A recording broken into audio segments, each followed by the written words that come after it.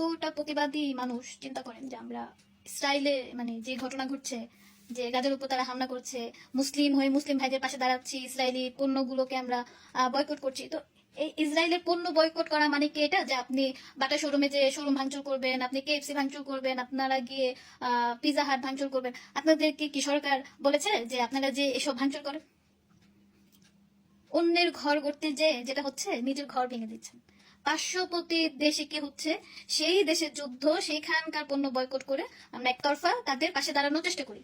তো ইসরায়েলের পণ্য যদি আমরা বয়কট করতে চাই, হ্যাঁ, এটা এটা একটা মাধ্যম হতে পারে যে আমরা দুটো ভিন্ন দেশ, তো এইখান থেকে গিয়ে বাংলাদেশ থেকে গিয়ে আমরা ওইখানে গিয়ে আমরা ওদেরকে সাহায্য করতে পারবো না, তাই আমরা কি করতে পারি, আমরা ওদের পণ্যটা বয়কট করতে পারি। পণ্য বয়কট মানে এটা না, আপনাকে বলেনি যে আপনি ওই বাটাতে যে বাটা ভাঙচুর করে ওখানে লুটপাট করেন। আমরা তো বাঙালি জাতি, আমরা সবচেয়ে নিকৃষ্ট জাতি, আমরা হচ্ছে নির্লজ্জ জাতি।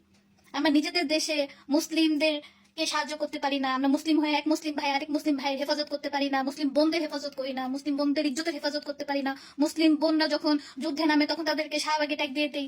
আর এখন হচ্ছে আপনারা অন্য দেশের জন্য নিজেরা যে কি করছেন, ওই শাহবাগে যে আন্দোলন করছেন, এখানে মিছিল করতেছেন, ওইখানে মিছিল করতেছেন, এই যে মিছিল মিটিং ডাক দিয়ে নিজেদের দেশে যা মানে এখন যানজট বাড়াচ্ছেন, তারপর হচ্ছে নিজেদের দেশের যে সম্পদ সেটাকে নষ্ট করছেন। যে কেএফসি বানিয়েছে সে ব্যবসায়ীদের ব্যবসা, তারা যে মূলধনটা তাদের ব্যবসায় খাতে লাগিয়েছে সেটাকে আপনারা নষ্ট করছেন। একটা রেস্টুরেন্টের পেছনে কি পরিমাণ ইনভেস্টমেন্ট করতে হয় আপনাদের আইডিয়া আছে? ওই লোকটার, ওই পরিবারটার কি অবস্থা?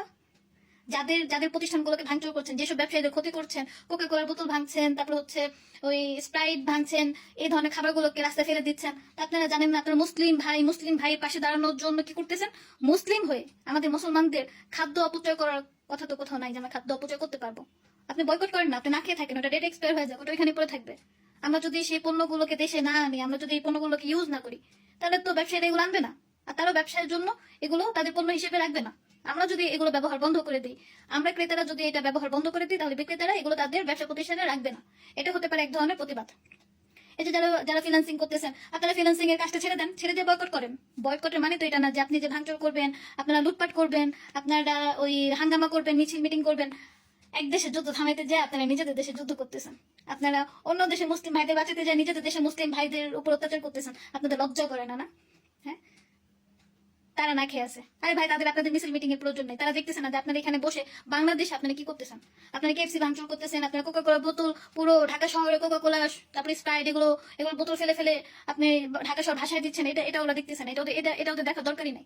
ওদের প্রয়োজন হচ্ছে ওদের খাদ্যের প্রয়োজন, ওদের এখন ফাইন্যান্সিয়াল একটা সাপোর্টের দরকার। যদি এতই পারেন, যান না হেলিকপ্টার ভাড়া করে গিয়ে ওদের সাথে ওদের কাঁধে কাঁধ দিলে, তারপর যে ওদেরকে সাহায্য করেন, 1 বস্তা টাকা নিয়ে যান। সকাল থেকে দেখতেছি আপনাদের এসব নাটক সিনেমা। আপনাদের নাটক দেখতে কেউ আসে নাই। আপনি ফেসবুকে একদম একটা পতাকা ছবি দিয়ে বুঝাই দিলেন যে আপনি অনেক বেশি ধার্মিক, আপনি অনেক বেশি দেশপ্রেমী, আপনি অনেক বেশি, হ্যাঁ, এটা আপনি হচ্ছেন, এটা বুঝেন না? আপনারা এইগুলা, আপনারা কাজ করা, আপনারা কিছুই করতে পারেন না।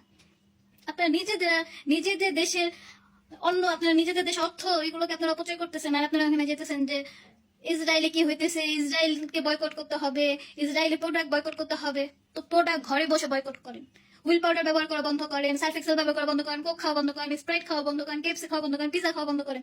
এগুলো করে করে বয়কট করেন। আপনাকে বলেন না রাস্তায় নামতে, রাস্তায় যানজট করতে বলেন। আপনাকে বলেন নাই বাটা শোরুমে গিয়ে বাটাকে হামলা দিতে। একটা বাটা শোরুম বানান না, দেখি না আপনার কত টাকা আছে। ছোট লোক ছ্যাঁচড়া, নিজেরা হচ্ছেন অসভ্য জাতি। আপনারা একটা অসভ্য জাতি, আপনারা অসুস্থ মস্তিষ্কের মানুষ। আপনারা কিভাবে অন্য দেশের লোকদের পাশে দাঁড়াবেন? কারণ আপনারা নিজেরা তো সুস্থ না, আপনারা হচ্ছেন অসুস্থ।